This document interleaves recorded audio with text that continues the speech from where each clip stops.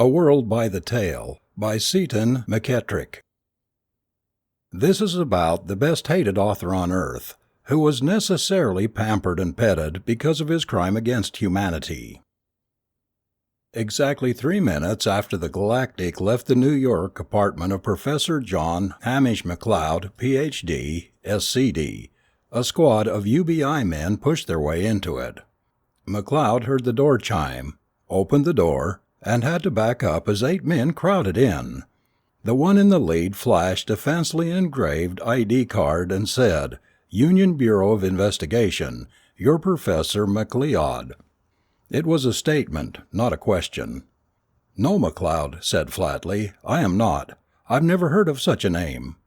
He waited while the UBI man blinked once, then added, "If you're looking for Professor McLeod, I'm he." It always irritated him when people mispronounced his name, and in this case there was no excuse for it. "All right, Professor McLeod," said the UBI agent, pronouncing it properly this time. "However you want it. Mind if we ask you a few questions?" McLeod stared at him for half a second.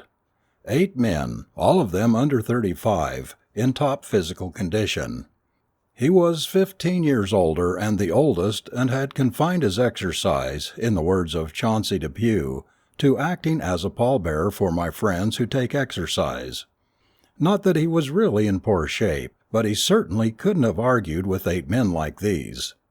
"Come in," he said calmly, waving them into the apartment. 6 of them entered, the other 2 stayed outside in the hall. 5 of the 6 remained standing. The leader took the chair that McLeod offered him. "What are your questions, Mr. Jackson?" McLeod asked.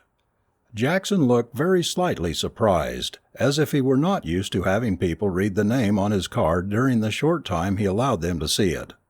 The expression vanished almost instantaneously. "Professor," he said, "we'd like to know what subjects you discussed with the Galactic who just left." McLeod allowed himself to relax back in his chair. "Let me ask you 2 questions, Mr. Jackson. 1. What the hell business is it of yours? 2. Why do you ask me when you already know?" Again there was only a flicker of expression over Jackson's face. "Professor McLeod, we are concerned about the welfare of the human race. Your, cooperation is requested." "You don't have to come barging in here with an armed squad just to ask my cooperation," McLeod said. "What do you want to know?" Jackson took a notebook out of his jacket pocket. "We'll just get a few facts straight first, Professor," he said, leafing through the notebook. "You were first approached by a Galactic 4 years ago, on January 12, 1990. Is that right?" McLeod, who had taken a cigarette from his pack and started to light it, stopped suddenly and looked at Jackson as though the UBI man were a 2-headed embryo. "Yes, Mr. Jackson, that is right," he said slowly, as though he were speaking to a low-grade moron. "And the capital of California is Sacramento. Are there any further matters of public knowledge you would like to ask me about? Would you like to know when the War of 1812 started, or who was buried in Grant's tomb?" Jackson's jaw muscles tightened, then relaxed. "There's no need to get sarcastic, Professor. Just answer the questions." He looked back at the notebook. "According to the record, you, as a zoologist, were asked to accompany a shipment of animals to a planet named, Gelakin. You did so. You returned after 18 months. Is that correct?" "To the best of my knowledge, yes," McLeod said, with heavy, biting sarcasm. "And the date of the Norman conquest was A.D. 1066. Jackson balled his fist suddenly and closed his eyes. "McLeod, stop it!" He was obviously holding himself under rigorous restraint. He opened his eyes. "There are reasons for asking these questions, Professor. Very good reasons. Will you let me finish?" McLeod had finished lighting his cigarette. He snapped his lighter off and replaced it in his pocket. "Perhaps," he said mildly, "may I make a statement first?" Jackson took a deep breath, held it for a moment, then exhaled slowly. "Go ahead." "Thank you." There was no sarcasm in McLeod's voice now, only patience. "First, for the record, I'll say that I consider it impertinent of you to come in here, demanding information without explanation. No, Jackson, don't say anything. You said I could make a statement. Thank you. Second, I will state that I'm perfectly aware of why the questions are being asked. No reaction, Mr. Jackson? You don't believe that? Very well, let me continue. On January 12, 1990, I was offered a job by certain citizens of the Galactic civilization. These citizens of the Galactic civilization wanted to take a shipload of terrestrial animals to their own planet, Gelakin. They knew almost nothing about the care and feeding of terrestrial animals. They needed an expert. They should have taken a real expert, one of the men from the Bronx Zoo, for instance. They didn't. They requested a zoologist. Because the request was made here in America, I was the one who was picked. Any one of 7 other men could have handled the job, but I was picked. So I went, thus becoming the first Earthman ever to leave the solar system. I took care of the animals. I taught the Galactics who were with me to handle and feed them. I did what I was paid to do, and it was a hard job. None of them knew anything about the care and feeding of elephants, horses, giraffes, cats, dogs, eagles, or any one of the other 100 of terrestrial life forms that went aboard that ship. All of this was done with the express permission of the Terrestrial Union government. I was returned to Earth on July 17, 1991. I was immediately taken to UBI headquarters and subjected to rigorous questioning. Then I was subjected to further questioning while connected to a polyelectroencephalograph. Then I was subjected to hearing the same questions over again while under the influence of various drugs, in sequence and in combination. The consensus at that time was that I was not lying, nor had I been subjected to what is commonly known as brainwashing. My memories were accurate and complete. I did not know then, nor do I know now, the location of the planet Gelakin. This information was not denied me by the Galactics. I simply could not understand the terms they used. All I can say now, and all I could say then, is that Gelakin is some 3.5 kiloparsecs from Sol in the general direction of Sagittarius. You don't know any more about that now than you did then, Jackson interrupted, suddenly and quickly. That's what I said, McLeod snapped, and that's what I mean. Let me finish. I was handsomely paid for my work in galactic money. They use the English word credit, but I'm not sure the English word has exactly the same meaning as the galactic term. At any rate, my wages, if such I may call them, were confiscated by the Earth government. I was given the equivalent in American dollars, after 80% income tax had been deducted. I ended up with just about what I would have made if I had stayed home and drawn my salary from Columbia University and the American Museum of Natural History. Please, Mr. Jackson, I only have a little more to say. I decided to write a book in order to make the trip pay off. Interstellar Arc was a popularized account of the trip that made me quite a nice piece of change because every literate and half-literate person on Earth is curious about the Galactics. The book tells everything I know about the trip and the people. It is a matter of public record. Since that is so, I refuse to answer a lot of darn fool questions, by which I mean that I refuse to answer any more questions that you already know the answers to.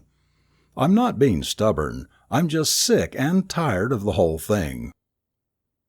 Actually, the notoriety that had resulted from the trip and the book had not pleased McLeod particularly.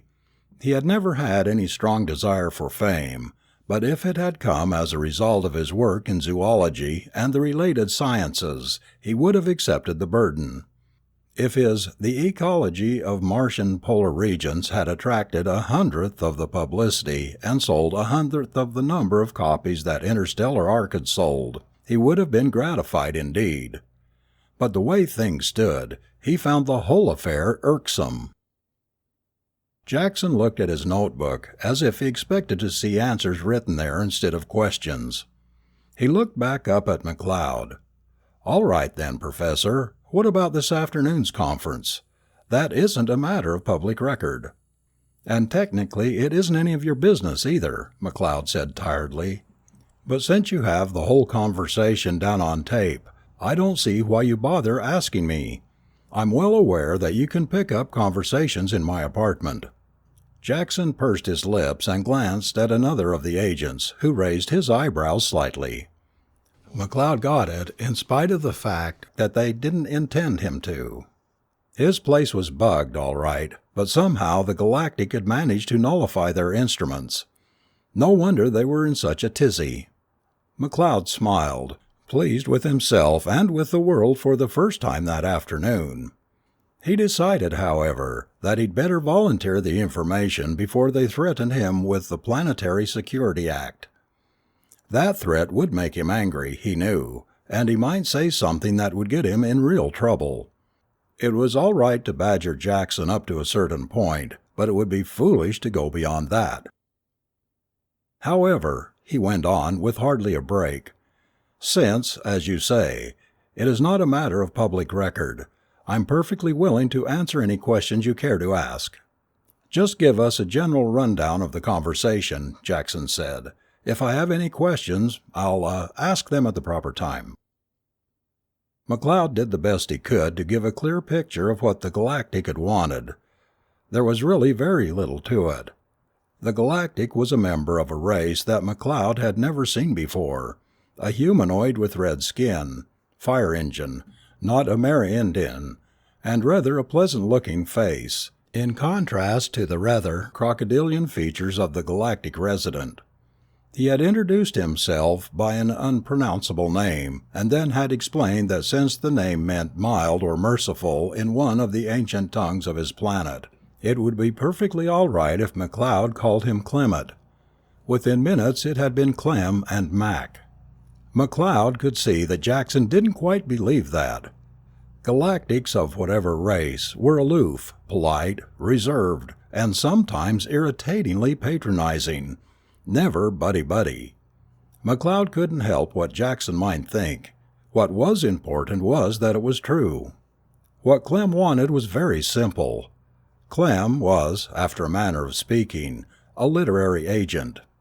Apparently the galactic system of book publishing didn't quite work the way the terrestrial system did. Clem took his commission from the publisher instead of the author, but was considered a representative of the author, not the publisher. McLeod hadn't quite understood how that sort of thing would work out, but he let it pass. There were a lot of things he didn't understand about Galactics. All Clem wanted was to act as McLeod's agent for the publication of Interstellar Arc. "And what did you tell him?" Jackson asked. "I told him I'd think it over." Jackson leaned forward. "How much money did he offer?" he asked eagerly. "Not much," McLeod said. "That's why I told him I'd think it over. He said that, considering the high cost of transportation, relaying, translation, and so on, he couldn't offer me more than 1,000th of the 1% royalties." Jackson blinked. "One what?" 1,000th of 1%. If the book sells 100,000 copies as a credit copy, they will send me a nice, juicy check for one lousy credit. Jackson scowled. "They're cheating you." Clem said it was the standard rate for a first book. Jackson shook his head. "Just because we don't have interstellar ships and are confined to our own solar system, they treat us as though we were ignorant savages. They're cheating you high, wide, and handsome." "Maybe," said McLeod, "but if they really wanted to cheat me, they could just pirate the book. There wouldn't be a thing I could do about it." "Yeah, but to keep up their facade of high ethics, they toss us a sop, and we have to take whatever they hand out. You will take it, of course." It was more of an order than a question. "I told him I'd think it over," McLeod said. Jackson stood up. "Professor McLeod, the human race needs every galactic credit it can lay its hands on. It's your duty to accept the offer, no matter how lousy it is. We have no choice in the matter. And a galactic credit is worth $10 American, £4 UK, or 40 rubles Soviet. If you sell 100,000 copies of your book, You can get yourself a meal in a fairly good restaurant, and Earth will have one more galactic credit stashed away. If you don't sell that many, you aren't out anything." "I suppose not," McLeod said slowly. He knew that the government could force him to take the offer. Under the Planetary Security Act, the government had broad powers, very broad. "Well, that isn't my business right now," Jackson said. "I just wanted to find out what this was all about." "You'll hear from us, Professor McLeod." "I don't doubt it," said McLeod. The 6 men filed out the door. Alone, McLeod stared at the wall and thought. Earth needed every galactic credit it could get, that was certain. The trouble came in getting them. The Earth had absolutely nothing that the Galactics wanted. Well, not absolutely maybe, but so near as made no difference. Certainly there was no basis for trade. As far as the Galactics were concerned, the Earth was a little backwater planet that was of no importance. Nothing manufactured on the planet was of any use to Galactics. Nothing grown on Earth was of any commercial importance. They had sampled the animals and plants for scientific purposes, but there was no real commercial value in them. The government had added a few credits to its meager collection when the animals had been taken, but the amount was small. McLeod thought about the natives of New Guinea and decided that on the galactic scale, Earth was about in the same position. Except that there had at least been gold in New Guinea. The Galactics didn't have any interest in Earth's minerals. The elements were much more easily available in the asteroid belts that nearly every planetary system seemed to have. The Galactics were by no means interested in bringing civilization to the barbarians of Earth either. They had no missionaries to bring new religion, no do-gooders to elevate the cultural level of the natives. They had no free handouts for anyone. If Earthmen wanted anything from them, the terms were cash on the barrelhead. Earth's credit rating in the galactic equivalent of Dun & Bradstreet was ZZZ, 0. A galactic Earthship had, so to speak, stumbled over Earth 15 years before. Like the English explorers of the 18th and 19th centuries, the Galactics seemed to feel that it was necessary to install one of their own people on a newfound planet, but they were not in the least interested in colonization, nor in taking over Earth's government. The galactic resident was not in any case a royal governor, and could hardly even be called an ambassador. He and his staff, a small one, kept more for company than for any necessary work, lived quietly by themselves in a house they'd built in Hawaii. Nobody knew what they did, and it didn't seem wise to ask. The first galactic resident had been shot and killed by some religious nut. Less than 24 hours later, the Galactic Space Navy, if that was the proper term, had come to claim the body. They came in a spaceship that was easily visible to the naked eye long before it hit the atmosphere, a sphere 3 kilometers in diameter. The missiles with the thermonuclear warheads that were sent up to intercept the ship were detonated long before they touched the ship, and neither Galactics nor Earthmen ever mentioned them again.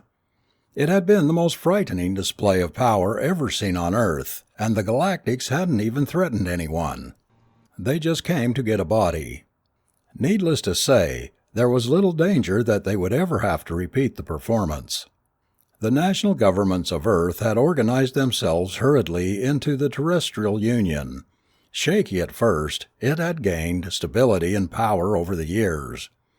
The first thing the Union government had wanted to do was to send an ambassador to the galactic government. The galactic resident had politely explained that their concept of government was different from ours, that ambassadors had no place in that concept, and anyway, there was no capital to send one to. However, if Earth wanted to send an observer of some kind, Earth did. Fine. A statement of passenger fares was forthcoming, naturally. There was no regular passenger ship stopping at Earth, and there would not be in the foreseeable future, but doubtless arrangements could be made to charter a vessel. It would be expensive, but if a New Guinea savage wants to take a passage aboard a Qantas airliner, what is the fare in cowrie shells?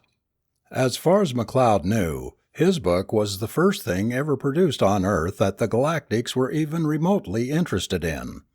He had a higher opinion of the ethics of the Galactics than Jackson did, but 0.001% seemed like pretty small royalties.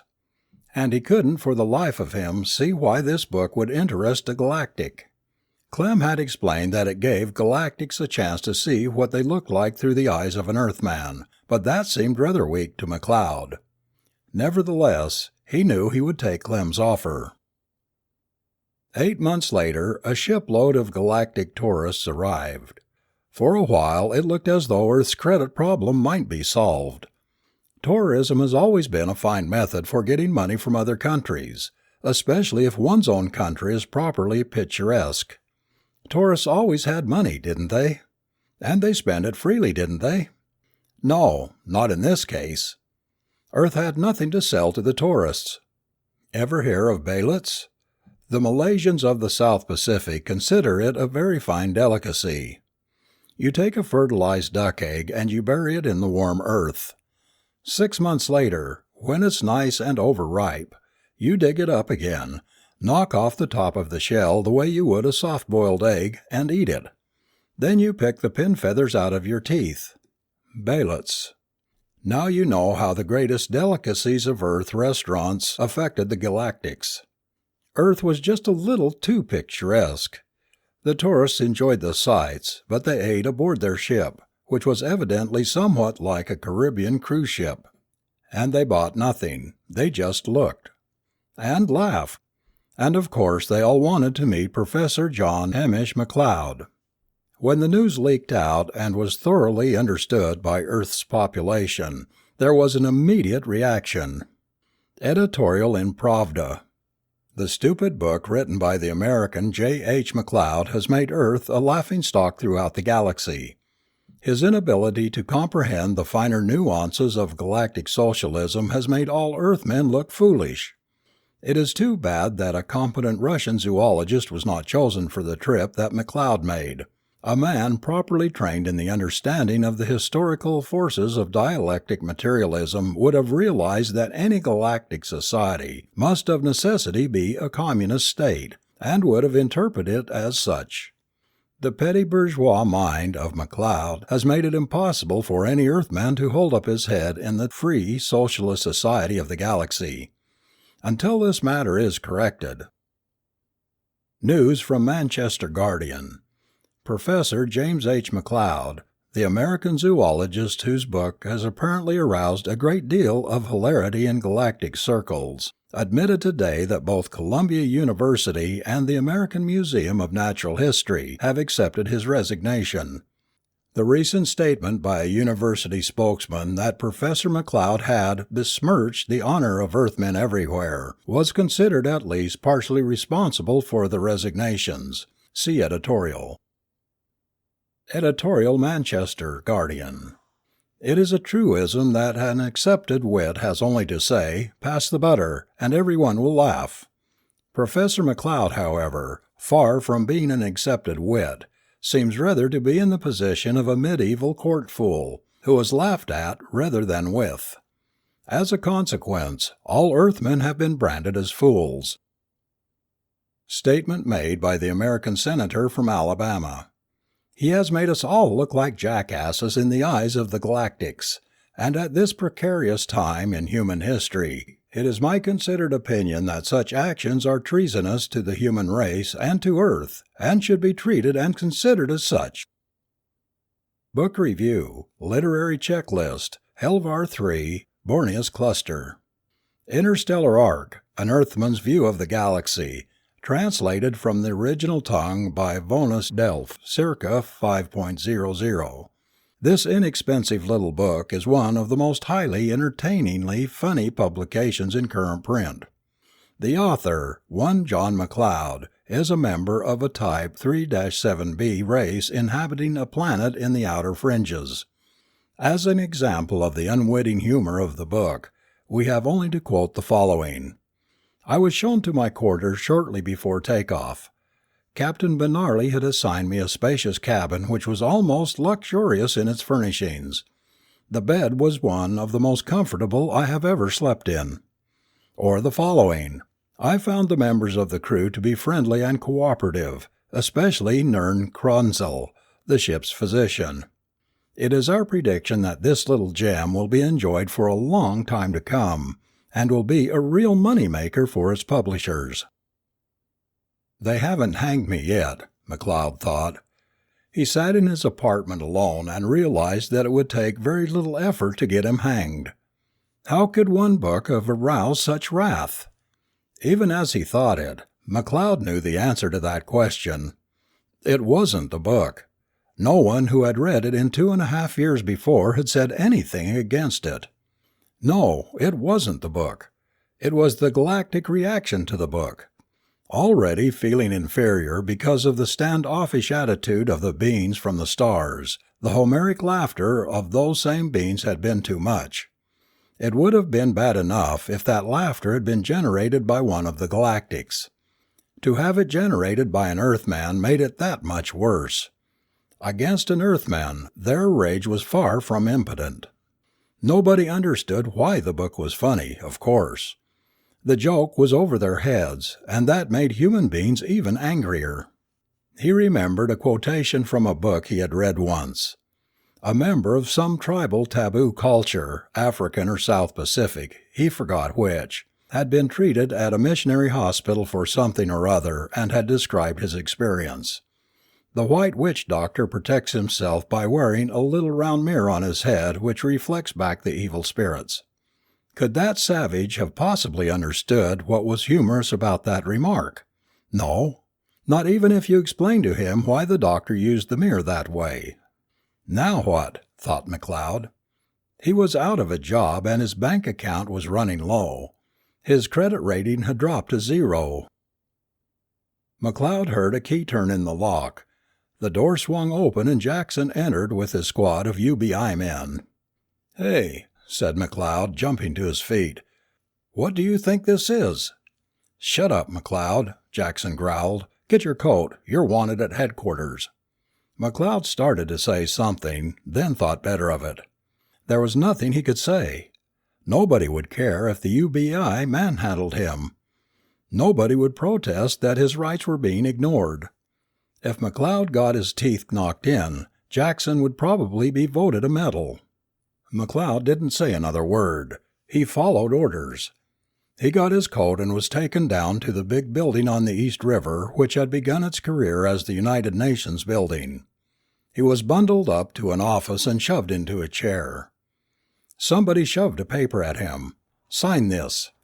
"What is it?" McLeod asked, finding his voice. "A receipt. For $2,000. Sign it." McLeod looked the paper over, then looked up at the burly man who had shoved it at him. 50,000 galactic credits? What's this for? "The royalty check for your unprintably qualified book has come in, funny man. The government is taking 98% for income taxes. Sign." McLeod pushed the paper back across the desk. "No, I won't. You can confiscate my money. I can't stop that, I guess. But I won't give it legal sanction by signing anything. I don't even see the $2,000 this is supposed to be a receipt for." Jackson, who was standing behind McLeod, grabbed his arm and twisted. "Sign!" His voice was a snarl in McLeod's ear. Eventually, of course, he signed. "No beer, Mac?" asked the bartender with a friendly smile. "Yeah, Leo, thanks." McLeod pushed his quarter across the bar with one hand and scratched negligently at his beard with the fingers of the other. Nobody questioned him in this neighborhood. The beard, which had taken 2 months to grow, disguised his face, and he had given his name as McCaffrey, allowing his landlord and others who heard it to make the natural assumption that he was of Irish descent. He was waiting. He had been forced to move from his apartment. Nobody wanted that dirty so-and-so, Professor McLeod, around. Besides, his money was running short. He had never seen the 2,000. "You'll get that when the Galactic Bank cashes your royalty check," he had been told. He was waiting. Not hiding, no, that was impossible. The UBI could find him easily when they wanted him. There was no place he could have hidden from them for very long. A man needs friends to stay hidden from an efficient police organization for very long, and John Hamish McLeod had no friends. Jack McCaffrey had, since he was a pleasant kind of fellow who made friends easily when he wanted them. But he had no illusions about his new friends. Let them once suspect, however faintly, that good old Jack McCaffrey was really the Professor McLeod, and the game would be up. The UBI would find him again all right, whenever it wanted him. And McLeod hoped it would be soon, because he was down to his last $100. So he waited and thought about 50,000 galactic credits. The mathematics was simple, but it conveyed an awful lot of information. To make 50,000 credits from 1,000th of 1% royalties on a book selling at 5 credits the copy, one must needs sell 1 billion copies. Nothing to it. 5 times minus 10 to the minus 5th power equals 5.10 to the 4th power. Ergo, x equals 10 to the 9th power. McLeod drew the equation on the bar with the tip of a wet forefinger, then rubbed them out quickly. 1 billion copies in the first year. He should have seen it. He should have understood. How many planets were there in the galaxy? How many people on each planet? Communication, even at ultralight velocities, would be necessarily slow. The galaxy was just too big to be compassed by the human mind, or even by the mind of a galactic, McLeod suspected. How do you publish a book for galactic, for galaxy-wide consumption? How long does it take to saturate the market on each planet? How long does it take to spread the book from planet to planet? How many people were there on each planet who would buy a good book? Or, at least, an entertaining one? McLeod didn't know, but he suspected that the number was huge. McLeod was a zoologist, not an astronomer, but he had read enough on astronomy to know that the estimated number of Earth-type planets alone, according to the latest theory, ran into the tens of millions or hundreds of millions. A man sat down on the stool next to McLeod and said something loud enough and foul enough to break the zoologist's train of thought. "Give me a shot, Leo," he added in an angry voice. "Sure, Pete," the bartender said. "What's the trouble?" "Tourists," Pete said with a snarl. "Laughing at us all the time, like we was monkeys in a zoo. Bunch 'em come in today." He downed his whiskey with a practiced flip of the wrist and slammed it down on the bar. Leo refilled it immediately. "I shouldn't gripe, I guess. Got a half a credit off 'em." He slapped down a $5 bill as though it had somehow been contaminated. The bar became oddly quiet. Everyone had heard Pete. Further, everyone had heard another shipload of Galactics had landed and were at the moment enjoying the sights of New York. A few of them knew that Pete was the bell captain in one of the big midtown hotels. McLeod listened while Pete expounded on the shame he had to undergo to earn half a credit, a lousy $5. McLeod did some estimating. Tourists, the word had acquired an even more pejorative sense than it had before, and now applied only to Galactics, bought nothing, but they tipped for services, unless the services weren't wanted or needed. Pete had given them information that they hadn't had before, where to find a particular place. All in all, the group of 15 Galactics had given out 5 or 6 credits in such tips. Say half a credit apiece. There were perhaps 100 Galactics in this shipload. That meant 50 credits. They didn't need anyone to carry their bags. They didn't need anyone to register them in hotels. They didn't need personal service of that kind. All they wanted to do was look. But they wouldn't pay for looking. They had no interest in Broadway plays or the acts in the nightclubs.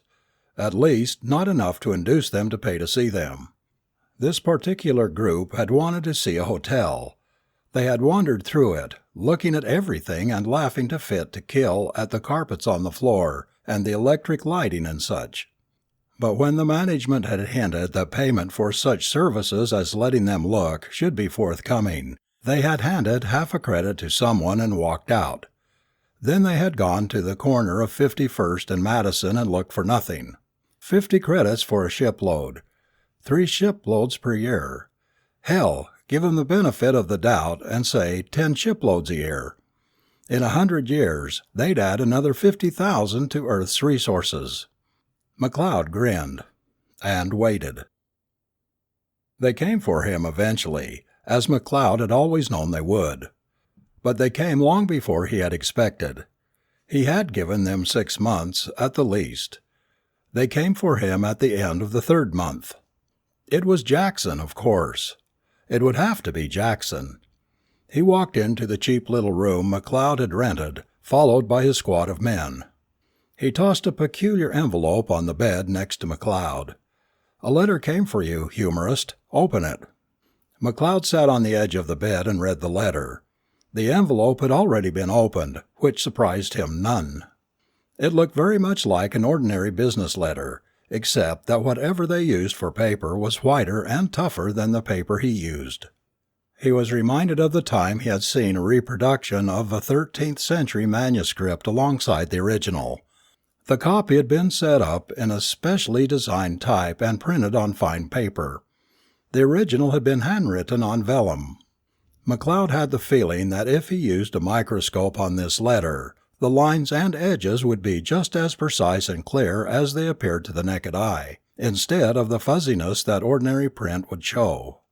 The way you could tell a synthetic ruby from a natural ruby is to look for flaws. The synthetic doesn't have any. This letter was a galactic imitation of a Terran business letter.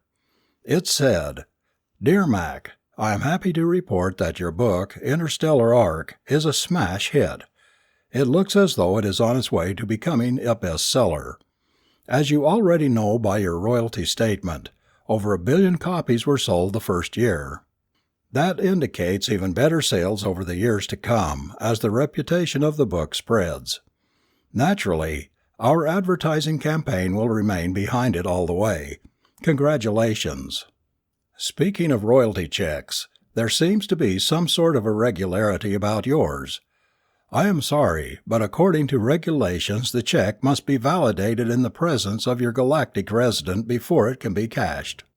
Your signature across the back of it doesn't mean anything to our bankers. Just go to your galactic resident and he'll be happy to take care of the matter for you. That's what he's there for. The next check should come through very shortly. All the best, Clem." Better and better, McLeod thought. He hadn't expected to be able to do anything until his next royalty check arrived. But now... He looked up at Jackson. "All right, what's next?" "Come with us. We're flying to Hawaii. Get your hat and coat." McLeod obeyed silently. At the moment, there was nothing else he could do. As a matter of fact, there was nothing he wanted to do more. It was no trouble at all for Professor McLeod to get an audience with the galactic resident. But when he was escorted in by Jackson and his squad, the whole group was halted inside the front door. The resident, a tall, lean being with a leathery gray face that somehow managed to look crocodilian in spite of the fact that his head was definitely humanoid in shape, peered at them from beneath pronounced supraorbital ridges. "Is this man under arrest?" he asked in a gravelly baritone. No," said Jackson. "No, he's merely in protective custody. He has not been convicted of any crime?" "No, sir," Jackson said. His voice sounded as though it were unsure of himself. "That is well," said the resident. "A convicted criminal cannot, of course, use the credits of society until he has become rehabilitated." He paused. "But why protective custody?" "There are those," said Jackson, choosing his words with care, "who feel that Professor McLeod has brought disgrace upon the human race, or the terrestrial race. There is reason to believe that his life may be in danger." McLeod smiled wryly. What Jackson said was true, but it was carefully calculated to mislead. "I see," said the resident. "It would appear to me that it would be simpler to inform the people that he has done no such thing. That indeed, his work has conferred immense benefits upon your race. But that is your own affair. At any rate, he is in no danger here." He didn't need to say anything else. Jackson knew the hint was in order and that he wouldn't get any farther with his squad. McLeod spoke up. "Subject to your permission, sir, I would like to have Mr. Jackson with me." The Galactic resident smiled. "Of course, Professor. Come in, both of you." He turned and led the way through the inner door. Nobody bothered to search either of them, not even though they must know that Jackson was carrying a gun. McLeod was fairly certain that the gun would be useless to Jackson if he tried to assert his authority with it. If Clem had been able to render the UBI's eavesdropping apparatus inoperable, it was highly probable that the Galactic resident would have some means of taking care of weapons. "There are only a few formalities to go through," the resident said pleasantly, indicating chairs with a gesture. The room he had led them to didn't look much different from that which would be expected in any tastefully furnished apartment in New York or Honolulu. McLeod and Jackson sat down in a couple of comfortable easy chairs, while the resident went around a large desk and sat down in a swivel chair behind it. He smiled a little and looked at McLeod. Ah, yes. Very good." It was as though he had received information of some kind on an unknown subject through an unknown channel, McLeod thought. Evidently that was true, for his next words were, "You are not under the influence of drugs or hypnotic compulsion, I see." "Excellent, Professor. Is it your desire that this check be converted to cash?" He made a small gesture. "You have only to express it, you see. It would be difficult to explain it to you, but rest assured that such an expression of will, while you are seated in that chair, is impressed upon the structure of the check itself and is the equivalent of a signature. Except, of course, that it is unforgeable." "May I ask a few questions first?" McLeod said. "Certainly, Professor. I am here to answer your questions." "The money, is it free and clear, or are there galactic taxes to pay?" If the Galactic residents had had eyebrows, it is likely that they would have lifted in surprise. "My dear Professor, aside from the fact that we run our government in an entirely different manner, we would consider it quite immoral to take what a man earns without giving services of an exact kind. I will charge you 5 credits for this validation, since I am rendering a service. The bank will take a full 0.1% in this case because of the inconvenience of shipping cash over that long distance. The rest is yours to do with as you see fit." 55 credits out of 55,000, McLeod thought. Not bad at all. Aloud he asked, "Could I, for instance, open a bank account or buy a ticket on a starship?" "Why not? As I said, it's your money. You have earned it honestly. You may spend it honestly." Jackson was staring at McLeod, but he said nothing. "Tell me, sir," McLeod said, "how does the success of my book compare with the successes of most books in the galaxy?" "Quite favorably, I understand," said the resident. "The usual income from a successful book is about 5,000 credits a year. Some run even less than that. I'm not too familiar with the publishing business, you understand, but that is my impression. You are, by galactic standards, a very wealthy man, Professor. 50,000 a year is by no means a median income." 50,000 a year? "Yes, about that. I understand that in the publishing business one can depend on a life income that does not vary much from the initial period. If a book is successful in one area of the galaxy, it will be equally successful in others." "How long does it take to saturate the market?" McLeod asked with a touch of awe.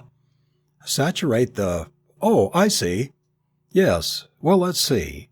Most publishing houses can't handle the advertising and marketing on more than 1,000 planets at once. The job becomes too unwieldy. That would indicate that you sold an average of 1,000,000 copies per planet, which is unusual but not miraculous. That is why you can depend on future sales, you see. Over 1,000 planets, the differences in planetary tastes averages out. Now, if your publishers continue to expand the publication at the rate of 1,000 planets a year, your book should easily last for another century. They can't really expand that rapidly, of course, since the sales on the planets they have already covered will continue with diminishing success over the next several years.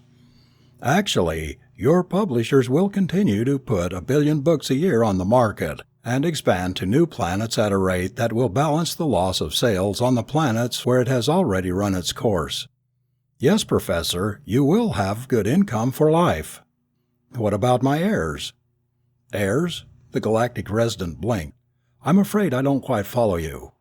My relatives. Anyone who will inherit my property after my death. The resident still looked puzzled. What about them? How long can they go on collecting? When does the copyright run out? The galactic resident's puzzlement vanished. Oh, my dear Professor, surely you see that it is impossible to inherit money one hasn't earned. The income stops with your death. Your children or your wife have done nothing to earn the money. Why should it continue to be paid out after the earner has died? If you wish to make provisions for such persons during your lifetime, that is your business, but the provisions must be made out of money you have already earned. Who does get the income, then? McLeod asked. The galactic resident looked thoughtful. Well, the best I can explain to you without going into arduous detail is to say that our government gets it. Government is not really the proper word in this context, since we have no government as you think of it. Let us merely say that such monies pass into a common exchequer from which, public servants like myself are paid. McLeod had a vision of a British Crown officer trying to explain to a New Guinea tribesman what he meant when he said that taxes go to the Crown. The tribesman would probably wonder why the chief of the English tribe kept cowrie shells under his hat. I see. And if I am imprisoned for crime? He asked. The payments are suspended until the rehabilitation is complete.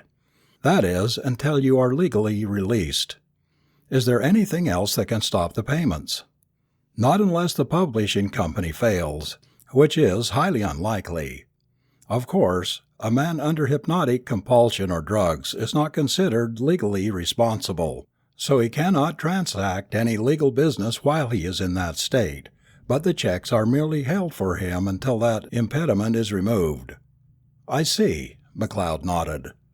He knew perfectly well that he no more understood the entire workings of the galactic civilization than that New Guinea tribesman understood the civilization of Great Britain. But he also knew that he understood more of it than Jackson, for instance, did. McLeod had been able to foresee a little of what the resident had said. "Would you do me the service, sir," McLeod said, "of opening a bank account for me in some local bank?" "Yes, of course. As resident, I am empowered to transact business for you at your request. My fees are quite reasonable. All checks will have to go through me, of course. But, I think in this case 0.20% would be appropriate. You'll be handling fairly large amounts. If that is your wish, I shall so arrange it." "Hey," Jackson found his tongue. "The Earth Union government has a claim on that. McLeod owes 49,000 galactic credits in income taxes." If the galactic resident was shocked at the intimation that the galactic government would take earned money from a man, the announcement that Earth's government did so was no surprise to him at all.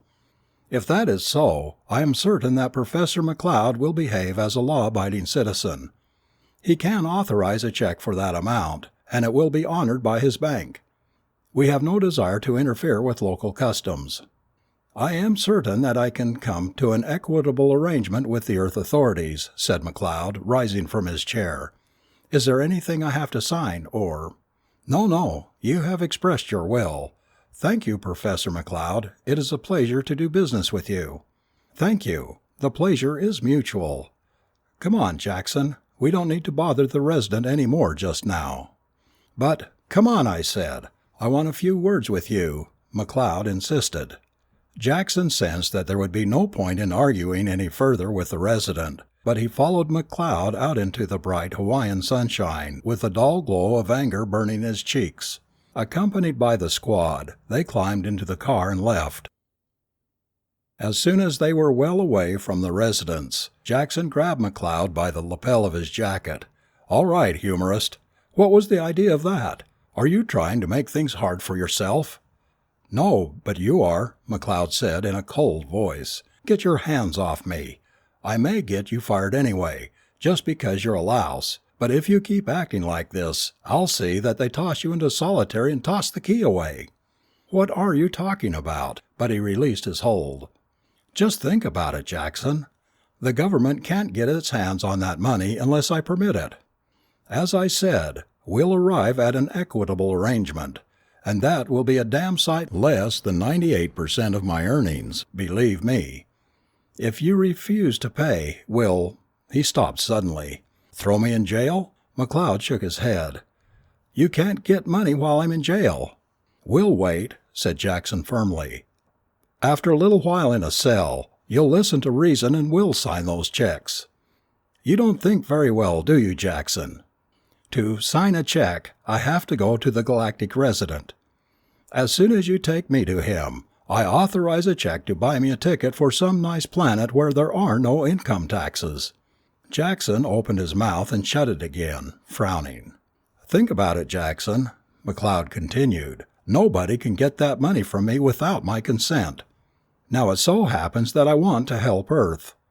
I have a certain perverse fondness for the human race, even though it is inconceivably backward by galactic standards. We have about as much chance of ever becoming of any importance on a galactic scale as the Australian Aborigine has of becoming important in world politics, but a few thousand years of evolution may bring out a few individuals who have the ability to do something. I'm not sure, but I'm damned if I'll let the boneheads run all over me while they take my money. I happen to be, at the moment, and through sheer luck, Earth's only natural resources as far as the galaxy is concerned. Sure, you can put me in jail. You can kill me if you want. But that won't give you the money. I am the goose that lays the golden eggs. But I'm not such a goose that I'm going to let you boot me in the tail while you steal the gold. Earth has no other source of income. None. Tourists are few and far between, and they spend almost nothing. As long as I am alive, and in good health and out of prison, Earth will have a nice steady income of 50,000 galactic credits a year. Earth, I said, not the government, except indirectly. I intend to see that my money isn't confiscated.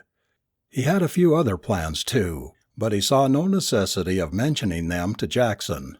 If I don't like the way the government behaves, I'll simply shut off the source of supply. Understand, Jackson?